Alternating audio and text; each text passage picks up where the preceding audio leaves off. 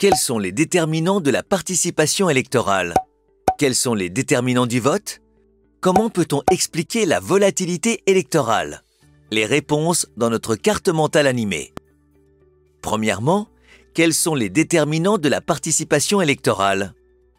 Pour pouvoir voter, les citoyens doivent être inscrits sur la liste électorale de leur commune de résidence. En France, le taux d'inscription électorale est relativement stable, proche de 90%. On peut mettre en évidence des déterminants sociaux expliquant la non-inscription. La part des non-inscrits est ainsi plus importante chez les 18-24 ans et les personnes sans diplôme. L'abstention se distingue de la non-inscription sur les listes électorales et du vote blanc et nul. Elle désigne le comportement consistant pour un inscrit à ne pas participer à une élection. L'abstention peut être le signe d'une faible intégration sociale. L'abstention peut également être intermittente. Les électeurs s'abstiennent ou non en fonction du contexte de l'élection, local, national, européen, et de la personnalité des candidats.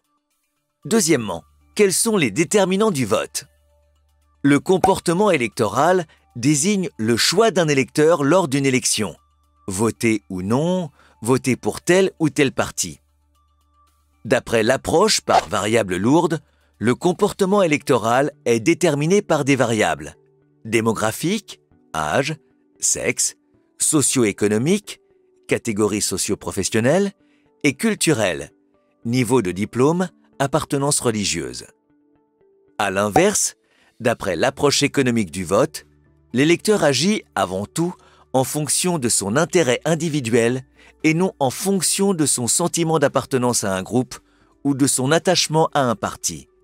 Il cherche à maximiser l'utilité de son vote et raisonne en fonction du coût et des bénéfices associés à celui-ci.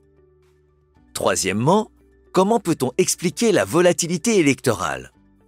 Depuis les années 1980, on observe en France une instabilité de plus en plus importante des comportements électoraux. Cette volatilité électorale prend plusieurs formes.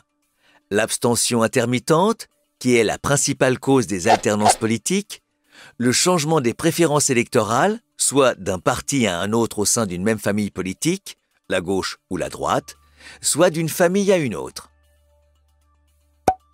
Plusieurs facteurs permettent d'expliquer la volatilité électorale.